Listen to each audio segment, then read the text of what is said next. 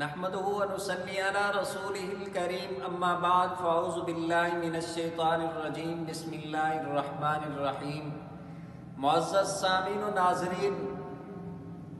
گزشتہ ویڈیو کے اندر میں نے سیدنا ابو بکر صدیق رضی اللہ تعالی عنہ کے متعدد القاب بیان کیے تھے۔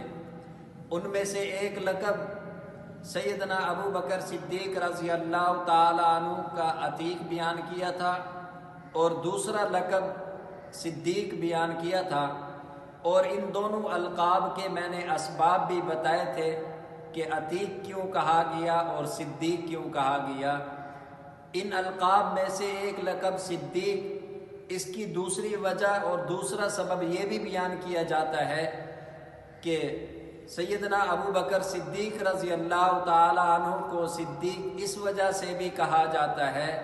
چونکہ پیارے محبوب پیغمبر صلی اللہ علیہ وسلم جب معراج کے موقع پر معراج سے ہو کر واپس تشریف لائے تو اس وقت سیدنا ابو بکر صدیق رضی اللہ تعالی عنہ وہ واحد صحابی تھے جنہوں نے پیارے محبوب پیغمبر صلی اللہ علیہ وسلم کے معراج کی تصدیق بغیر کسی تأمل کے، بغیر کسی اعتراض کے، بغیر کسی سوال و جواب کے پیارے محبوب پیغمبر صلی اللہ علیہ وسلم کے معراج کی تصدیق کی تھی۔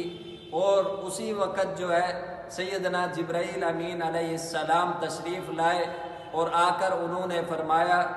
بصدقی کا کہ ابو بکر صدیق رضی اللہ تعالیٰ عنہ سچ بول رہے ہیں، وَهُوَ صِدِّيقٌ،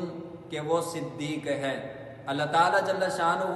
ہم سب کو سیدنا ابو بکر صدیق رضی اللہ تعالیٰ عنہ کے نقش قدم پر چلنے کی توفیق عطا فرمائے۔